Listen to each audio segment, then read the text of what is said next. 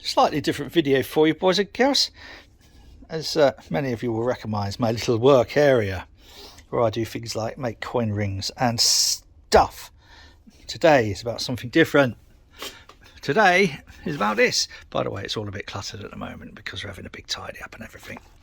About 4.5 years ago, I helped a friend on a research project where we was looking at consent.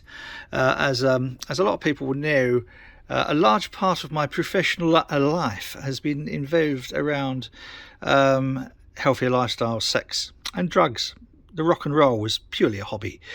So I was helping a friend when she was doing this research project about consent, and in one of the before Zoom, in one of the video meetings we had, she was wearing an interesting piece of jewellery. I said, "Oh, it's interesting. What is it?" And cut a long story short, to thank me for doing the bit of research analysis, really it was just double checking her methodology, she sent me this over from America. Is available in the UK, and I did a video about it. I'll put a link to it either up here or down there in the what's it. And it's essentially a piece of jewellery, but it's rechargeable. It's USB rechargeable. Come on, let's take that out first, shall we? There we are. And it's a piece of jewellery. It's a little pendant. How pretty is that? And as I say, it's USB rechargeable. I'll put a little clip up here anyway, save me mucking about with that. And it's got a little switch on it. Now, go and look at the video that I put up 4.5 years ago. Yeah, May 17, I think. It's now, what is it, July 21. And she showed me, and it's got rather interesting characteristics. Push the button.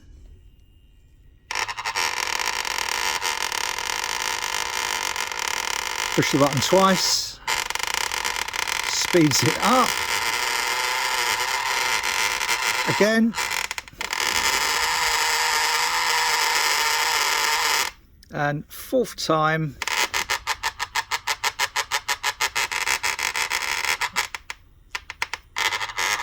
And then keep holding the button in, turns it off. What a lovely piece of jewellery that is. Anyway, so I put the other video up. I was quite intrigued by it. I thought it's rather cool. I put the video up, and it's been up for just over 4 years. I got an email last week from YouTube saying, "Oh, that's against our community standards. We're gonna make that 18 only thing to view that video, and we're going to demonetize it." Which, yeah, I don't care. I don't want to make any money from it anyway. I just found it interesting. What's also interesting, if you want to go and watch that video, is that there were some very interesting comments on there, ranging from "Oh, I love my Vesper" to "Oh, it's a bit not very happy about a man reviewing something like that," which I found intriguing. And off the back of that particular comment, I'm just going to pause this for 1 moment. Sorry about that. Always the way, isn't it? People turn up, you're halfway through making a video. I'm going to be quick. I was intrigued that YouTube think this is 18 plus. It's not. You don't need to be 18 to buy one, or to use one, or to own one, or to anything like that. And I was rather intrigued by the kind of puritanical way that YouTube addressed that, and I appealed it, and without even going for human intervention, they just rejected the appeal. So fair enough, 18 content. I wonder if they'll do that with this one. Anyway, that's a nice piece of jewellery for you. I did think I ought to do a revisited video anyway, because it was over 4 years ago, and it's probably only a very small battery in there. So how has it lasted performance wise? So I think what we should do, I've got on this other spare phone here, I have got a stopwatch. What I'll do, I'll set it going on the highest thing. We'll set the stopwatch going, and I'll need to find a way of making sure this doesn't jump itself onto not exactly quiet, is it? I'll put a couple of weights on there, and that will that'll stop it. I'm making a video about never mind, it doesn't matter. We'll see how long it lasts.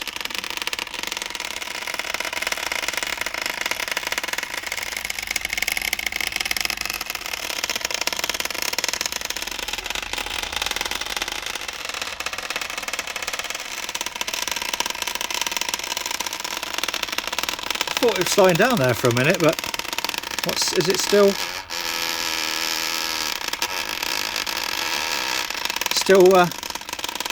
going strong, so to speak?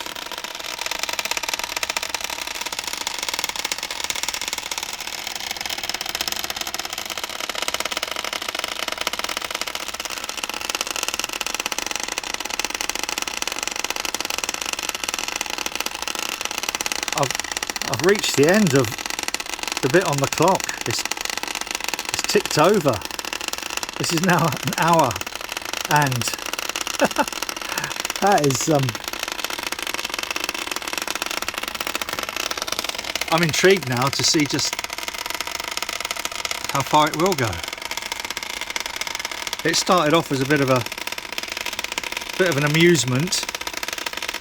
Now I'm seriously intrigued. So that's 1 hour, 10.5 minutes. I'm impressed.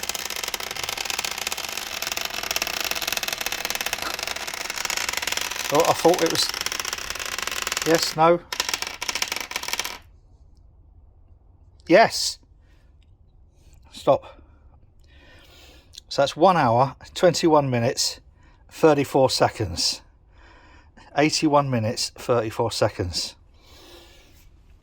Do you know, I am actually impressed by that. There's been a number of times when I've sort of showed this and handed it around at lectures, seminars, workshops, and public health meetings when we're talking about providing sexual health services. Just generally loads of places that I've kind of, and one of the main questions is how long does a charge last? And I've never measured it, but have now. 81 minutes, 34 seconds. That's a while on one single charge. Now, I suppose what we've got to do now is we've got to time how long it takes to charge it up. Okay, back over at the desk. So to charge it, we remove, oh God, hang on, look. There we are. We remove this, we unscrew the top here, and we screw this in like this. And let's move that out of the way. It just plugs straight into the USB. The red light comes on, and we will start it counting as we did before. And let's see how long it takes. Somewhat embarrassingly, I got distracted. Some friends came round, and next time I looked, it was fully charged at 56 minutes. So anywhere between 20 and 56 minutes. It says in the instructions between 1.5 and 2 hours. So make of that as you will. I think that was a remarkable performance from a single charge for what must be really quite a small cell inside there. So that's it. That's the update on the Crave Vesper.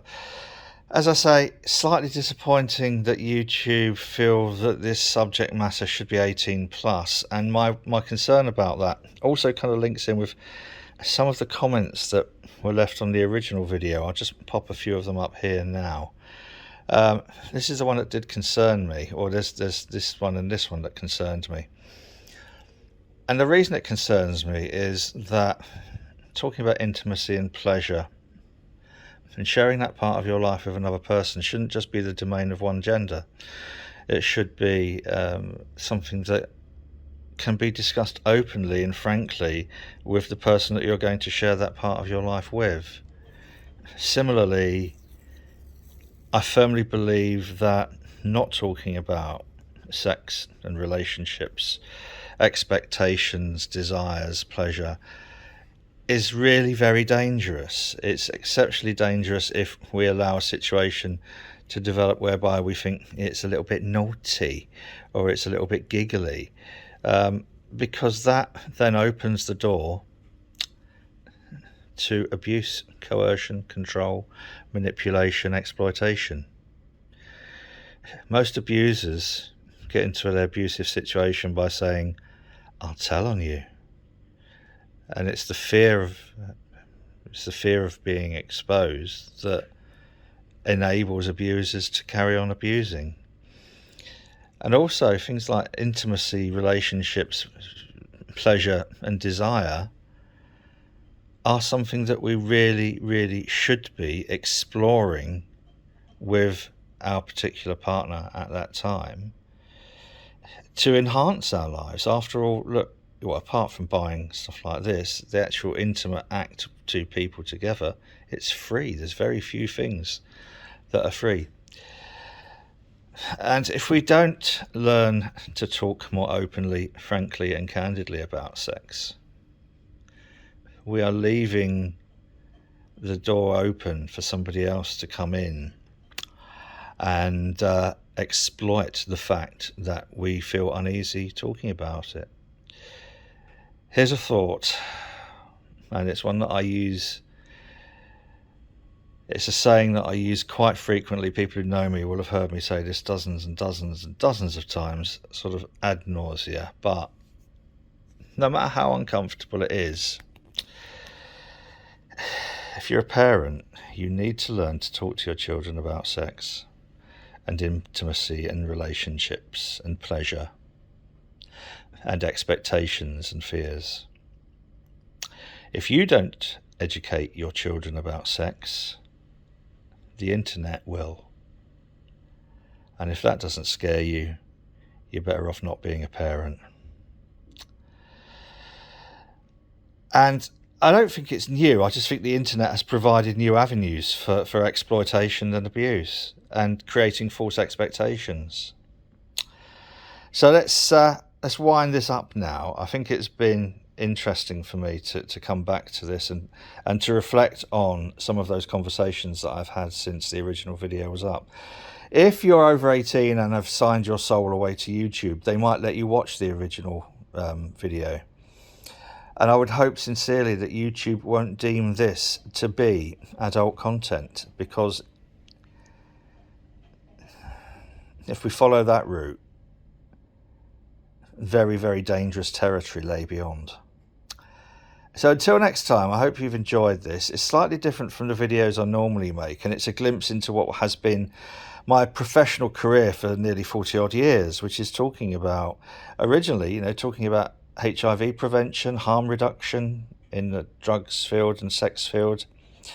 More latterly, talking very, very much about intimacy and consent. Some of you will have read the articles that I wrote for a certain national Sunday newspaper called Ask Any Woman. That was off the back of a woman saying to me, "Sometimes I have sex because it's easier than not." We really need to open this debate. Anyway, that's it for now. Whatever you're doing, do it safely and with consent. Cheers.